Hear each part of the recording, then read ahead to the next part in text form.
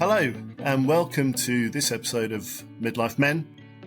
In this episode, I'm joined by Jonathan Bogner. Jonathan originally hails from the UK, but has lived in the US most of his life. Jonathan's an executive producer of TV and films, and also an entrepreneur with multiple businesses. And he's also got a very interesting story, which he's going to share with us today. So welcome, Jonathan. Thank you. Thank you so much for inviting me to be one of your guests. I'm honored. Thank you. Thank you. Well, let's start by perhaps at the beginning, where your life changed quite drastically back in 2007. I wonder if you could perhaps talk about what happened that day, your life, what were you doing up to that point, and then how that moment changed your life. Well, it was not, I was taking a shower at 7 a.m. and my wife was downstairs and screaming, "Get out of the shower." And I looked at all the shower bottles, and they were literally, I couldn't read them. People say it's Greek. It's not Greek, but I couldn't read anything in the shower. And I managed to get out of the shower, sit on my toilet, not very dramatic, pretty dramatic, but, not glamorous, sit on my toilet. And I couldn't yell, I couldn't scream, I couldn't do anything. And ultimately my son saw me because my wife was continuing to yell from downstairs. And he showed up like, what are you doing? And called the paramedics. And my life in that instant has changed. So I had 2 strokes, massive strokes, by the way, heart failure, and then I had aphasia. Aphasia is the inability to speak. And I had to go through speech therapy for a year and a half. I couldn't speak. The connections in my brain were, really messed up. And so it took me a long time to be able to speak.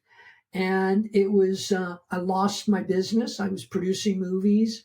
I came back from a film festival, and it was a successful film festival, in Utah. And we had we sold our movie, it was the highest, at that point, highest sale. Everything was really good. But I came to realize that I had a virus that attacked my heart. And that virus caused all the ensuing problems that I had.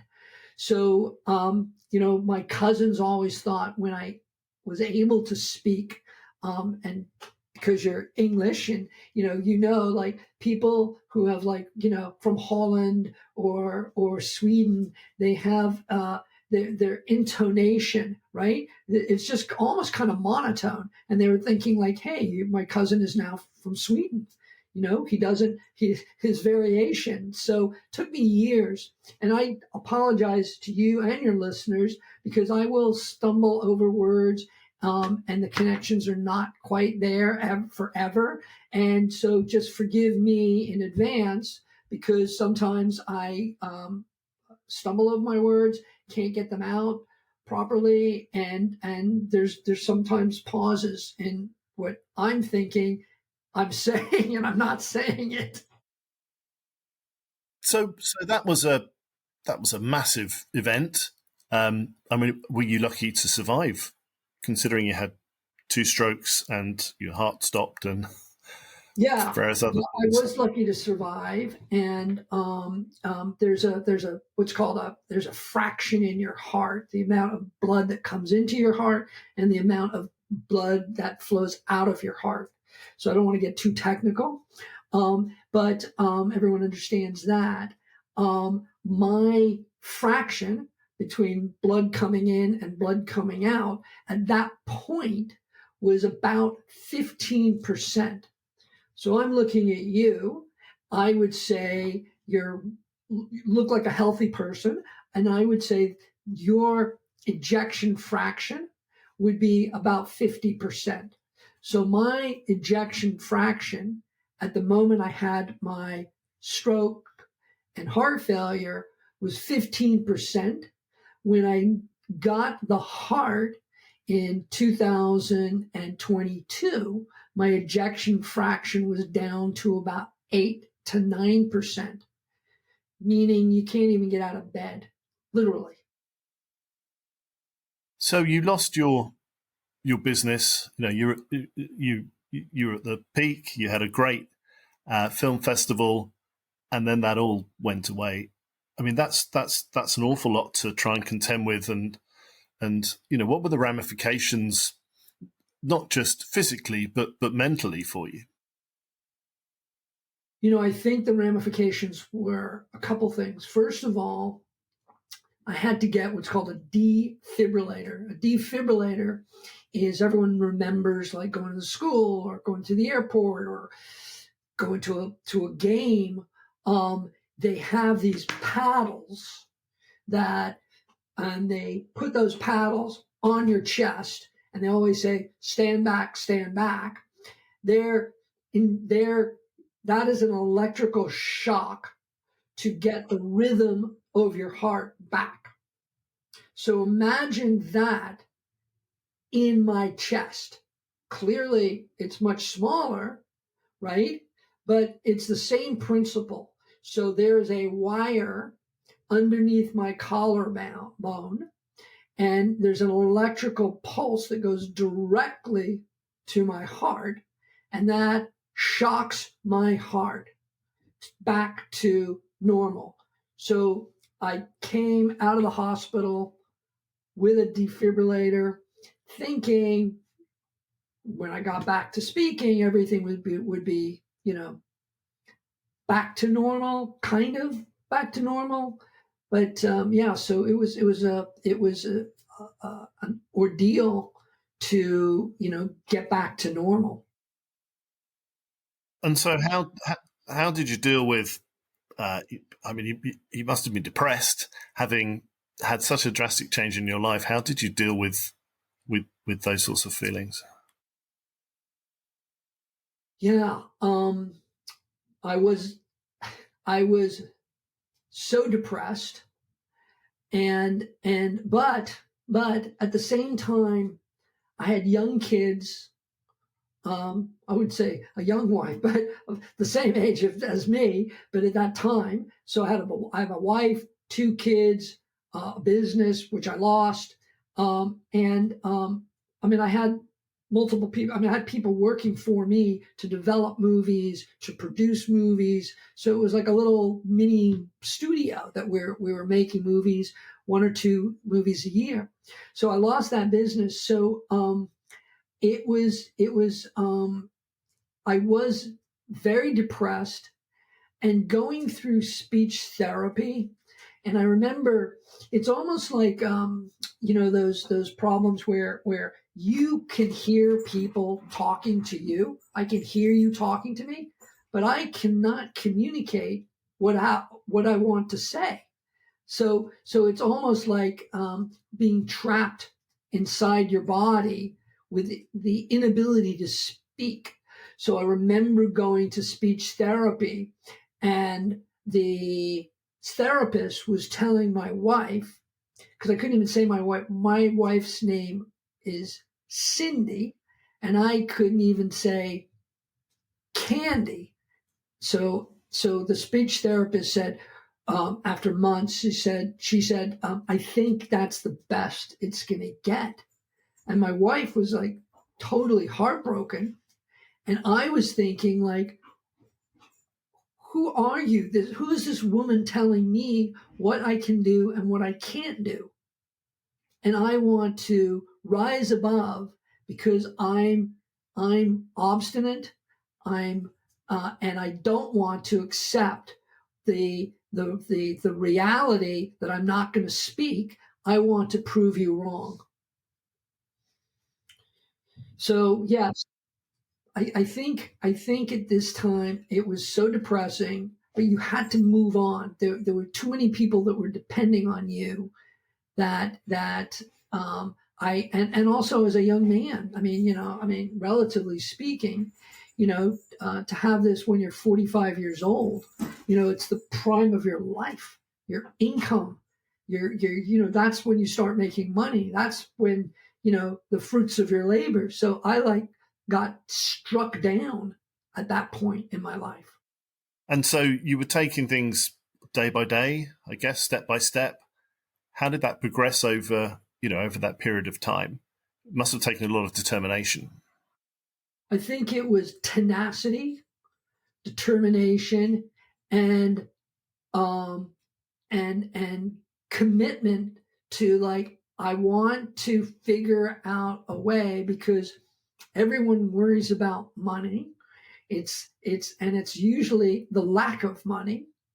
I don't have that problem. I have got too much money and I'm worried about where I'm going to spend it. For me, it was the lack of money, and also money was running out. So I had to kind of figure out a way to reinvent myself, even though I really was not speaking at that time. And how was it really affecting your, you talked a bit about depression. How was it affecting your mental health generally? I mean, it sounds like you had tenacity, as you said, and, willing yourself to improve, especially with your speech. But how did you get through the darker days? Yes, the darker days, and there were many. You just go into your mind, and there's that voice that says, am I going to make it? Am I going to? You have all these doubts, and I think, having the defib, and I would say I was allergic to stress, even though it was the most stressful point of my life. So it's almost like you're totally stressed out. You have to make money. You have to succeed, but at the same time, you have these tremendous doubts. Can I do it? Can I put my head down and achieve it? So yeah, there were moments of thoughts about suicide. There were moments, and I was suffering from, I always felt like I always had PTSD, and that comes into in a variety of ways. It comes into that when I first got sick, and when I got the heart transplant. When I get the heart transplant, it was I got shocked multiple times. I was trying to tell you that one time I got shocked, and it didn't work. So the defib shocked me again. So back to back. And then I was talking to my cardiologist, and I said, I'm fearful of going to bed at night. I mean, I'm tired, and I'm thinking I'm going to get shocked again. With all the drugs, the meds that they're putting me on, the cocktail of meds, I always say, that, and you want to go to sleep, and it's not a good sleep. So you wake up periodically and you worry and you're stressed out. Am I going to get shocked again? And then he gave me, again, another drug to relax me.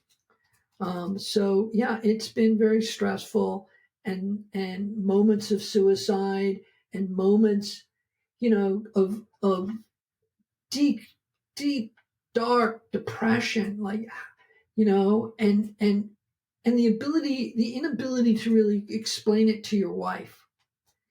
And it's pretty much like your wife is the person, or your significant other, or, the person that is closest to you, that you go to bed with at night, and they're part of your team, and they're your caregivers. But you go into this world alone, and you can't really explain how you're feeling, because she wants you to say it's going to be okay, and you're thinking it's not going to be okay.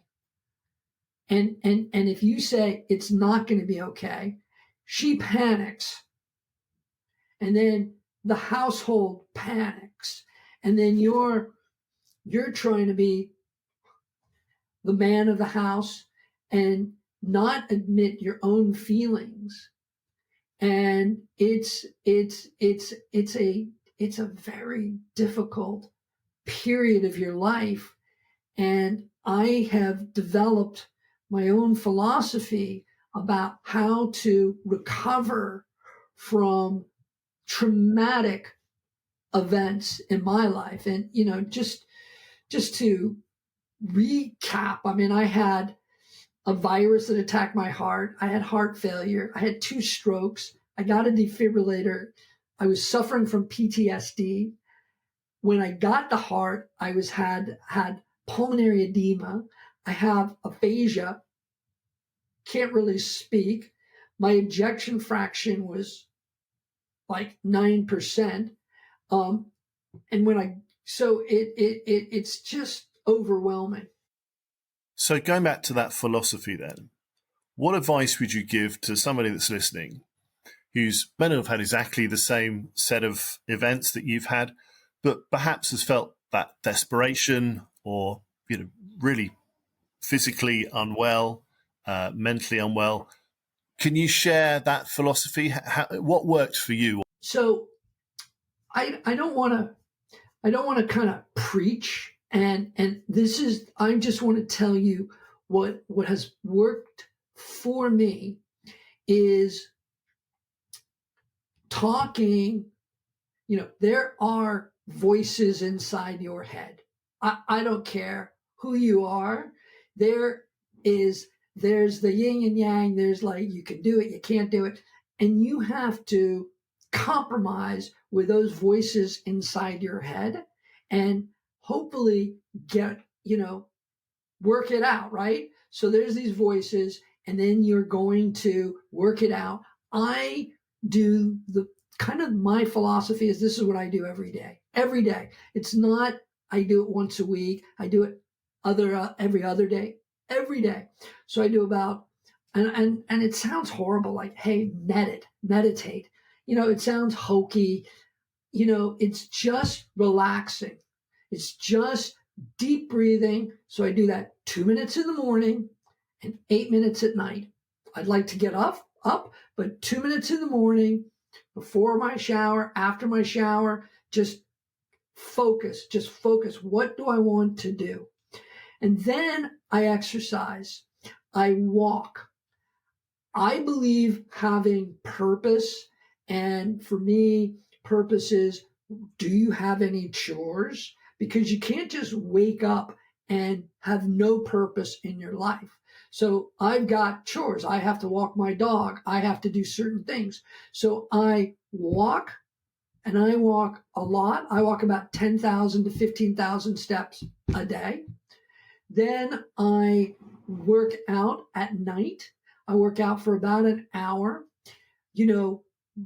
Mind, body, and spirit. I've heard this for my entire life, but finally it's sinking in.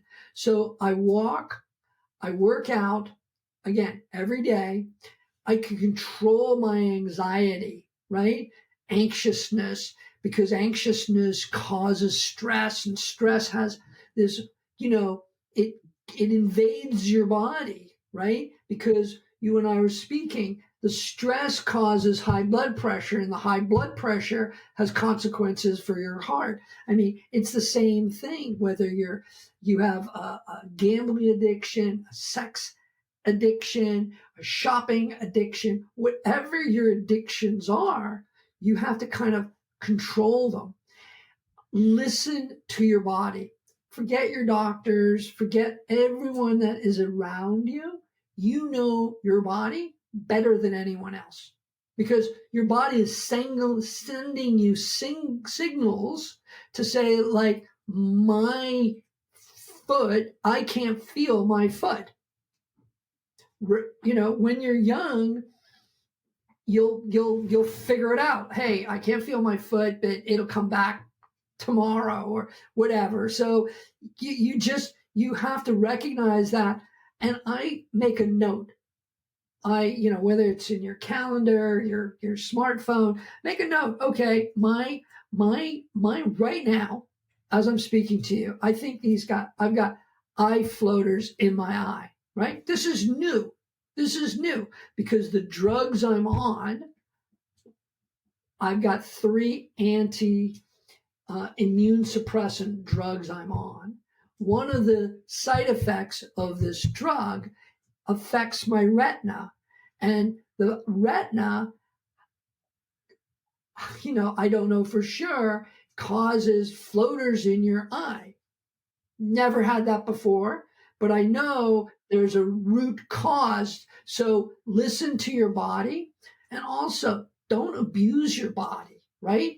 Don't, it's like, people need, whatever, drugs or narcotics, but just try to be smart. So that's kind of like what I try to do, and so that's what I try to do. And none of that is beyond, what anybody could achieve.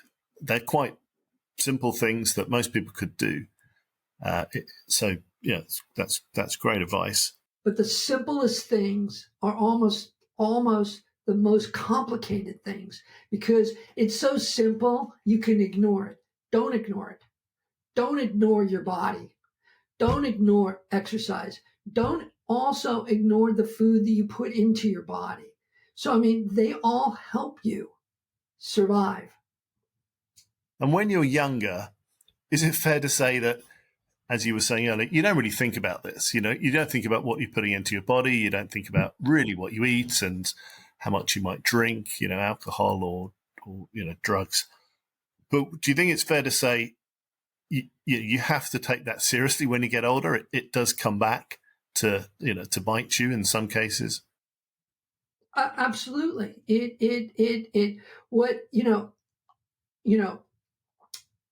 A lot of things that we do to our body and our mind when you're inexperienced, I wouldn't say younger, for me, inexperienced, you don't know what the effects are.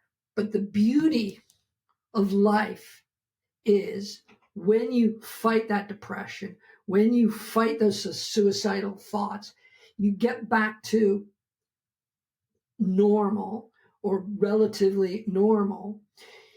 You put these thoughts, the food in your body, and it goes through your body. The thoughts go through your mind, and then you have a chance to make a do-over. Every day is a chance to make it up.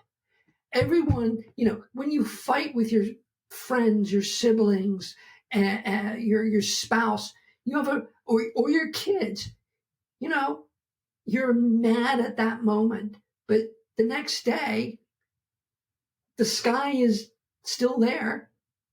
You can have a chance to do it over again.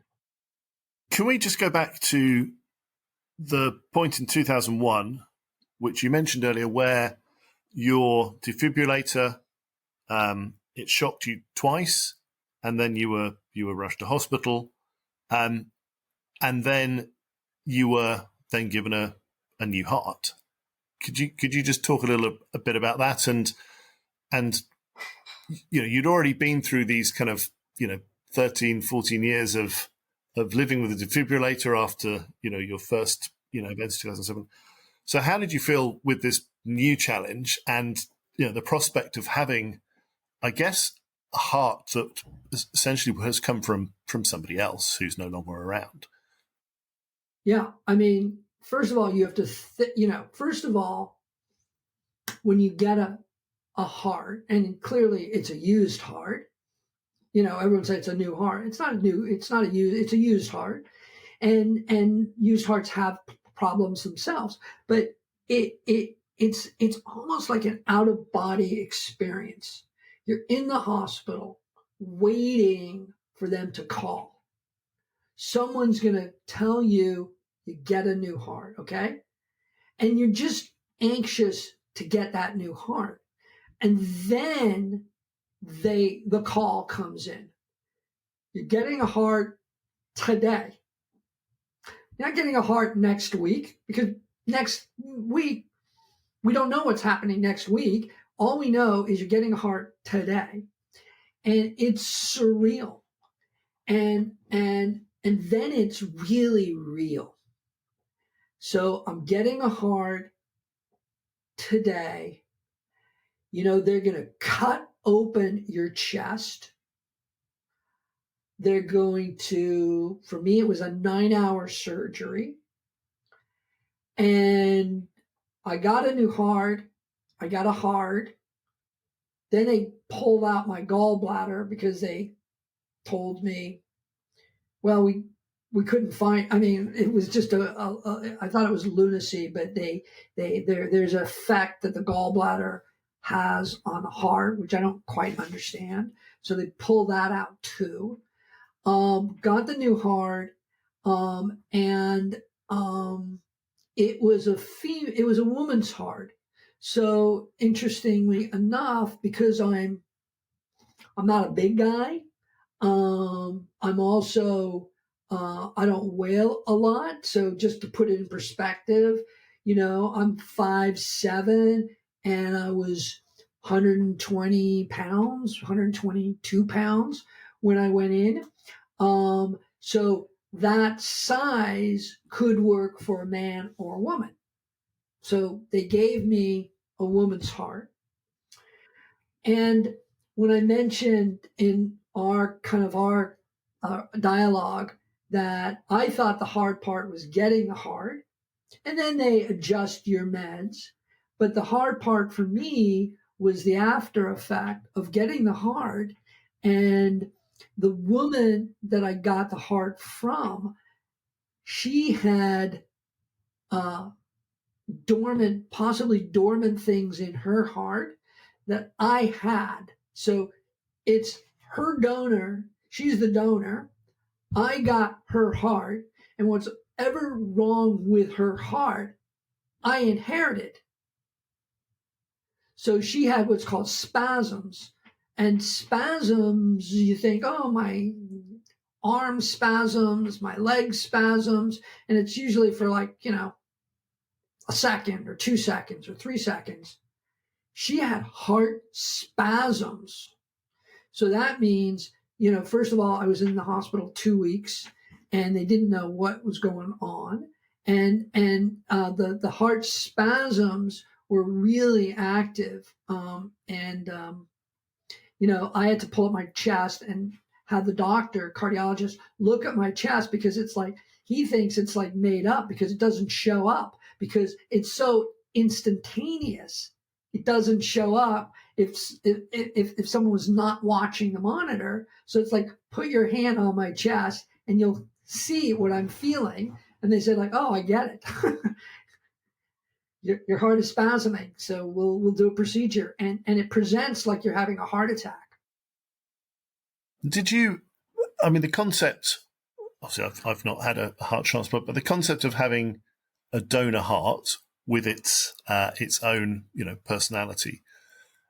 Were you thinking, well, actually, I'm just thankful I have a replacement heart, so I don't really care that much, or was it really quite difficult to get your head around the fact that you now had, part of somebody else, a major part of somebody else, essentially at the kind of center of your own body. That is really an excellent question, and I don't want to unpack that question for us, but the original thought of getting a heart was just I was doomed. So literally, my heart was not pumping. I had fluid on my lungs, so I was going to die. All my cardiologists, and my surgeon said, you're on death's door. So I recognized that. And then we got the heart. There's a moment of joy. And then the reality is, you get all these problems with the donor's heart. And that is a part of me that I got so depressed. I mean, why me? I mean, I've had all these problems. I thought I was a healthy person. I got strokes, heart failure, couldn't speak. Then I got a new heart. And then, you're so upset that you're the only person in the world that is getting these things, right? All these problems. And so you have to kind of get out of your own mind and you have to, my sense of humor, and my sense of humor was almost like gallows sense of humor, it's could be worse, I don't know how much worse, but it could be worse. That's a very British trait as well, gallows humor. Right. Yeah. And so it's like, okay, so how much worse could it be? So, all these problems, and then, it all raises you're touching a point, like when you get a heart, they offer you an opportunity to write a letter to the family.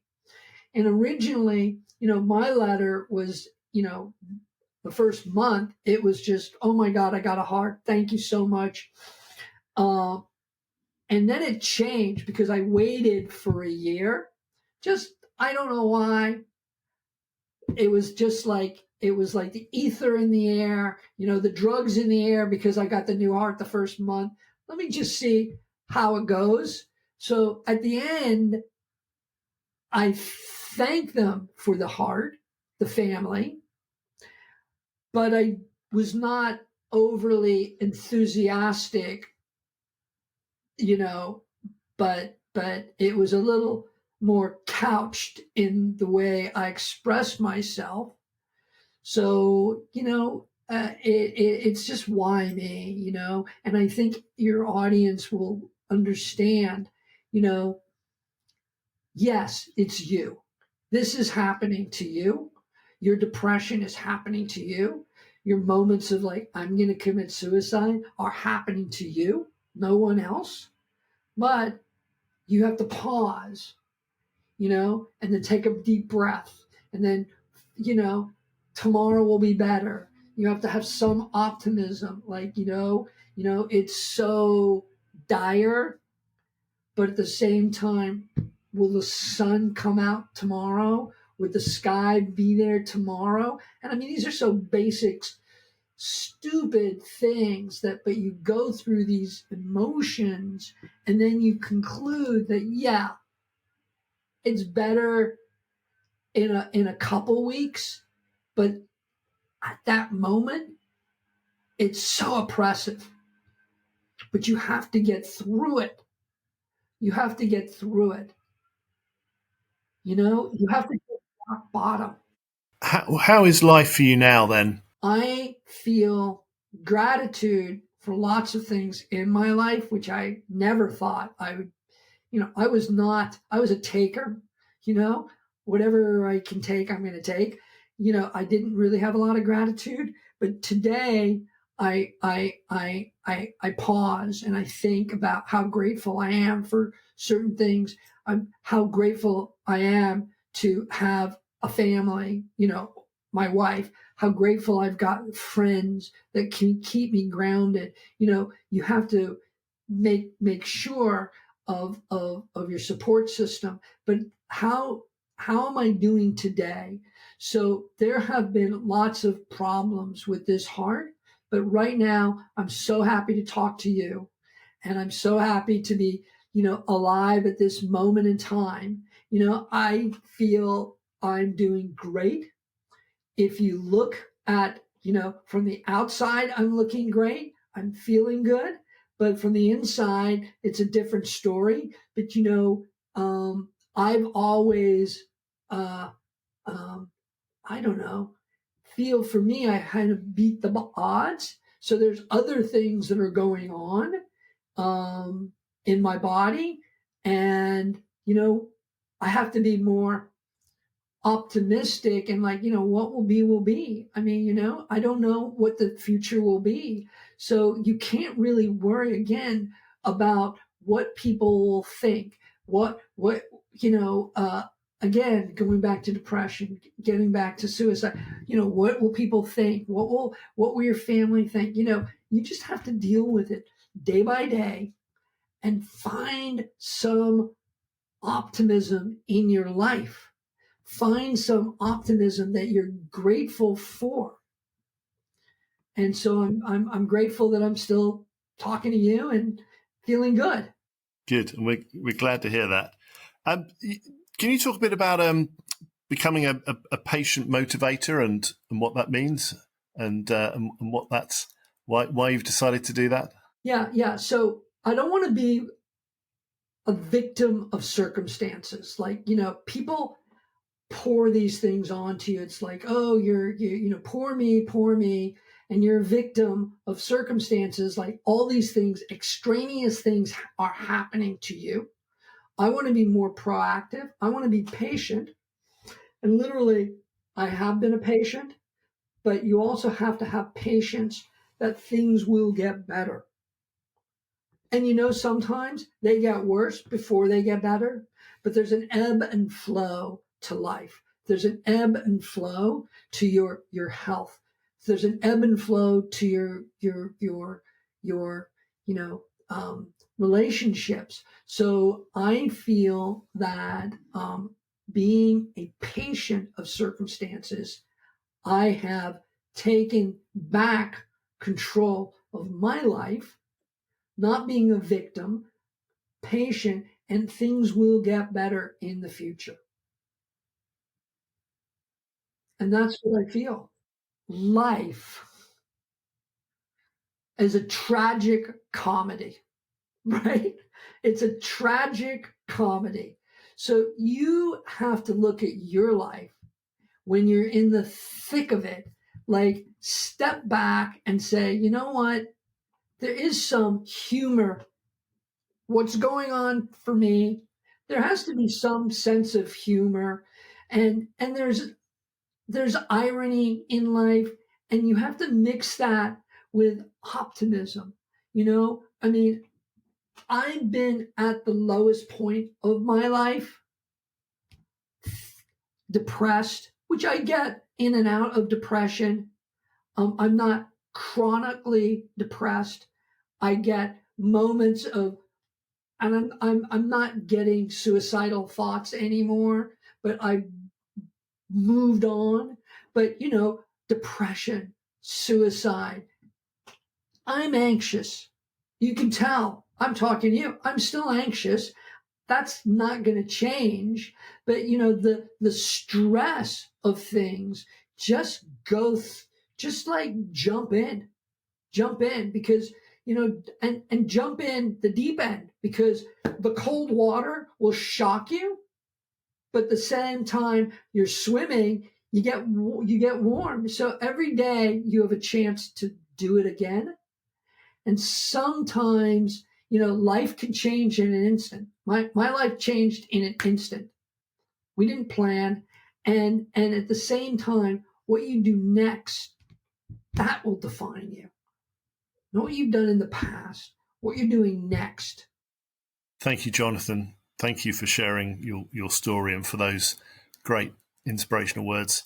And also thank you. I know it's your birthday today, so thank you very much for talking to us today. And we'll let you go and have your birthday lunch now. No, I couldn't think about a better way to celebrate my birthday. Doing a podcast with you and kind of relating my story to your listeners, and hopefully some good will come out of it. Or they'll say, "My God, I'm glad I'm not him." Thank you for joining me for this episode of Midlife Men, where my guest has been Jonathan Bogner. If you are experiencing any of the issues raised in the podcast, general advice is to first go and talk to your doctor. If you're experiencing thoughts around suicide, then there are organisations you can call now. For example, in the UK, you can call the Samaritans on 116 123. And if you're in the US, you can call the 988 Suicide and Crisis Lifeline. If you have a suggestion for a topic you'd like us to cover in the podcast, or if you have a story you'd like to share, then please contact me either on Twitter @MidlifeMen or email me at midlifemen01@gmail.com. Join me next time when we talk to other midlife men about their stories, and maybe you'll find that they resonate with you. Thank you.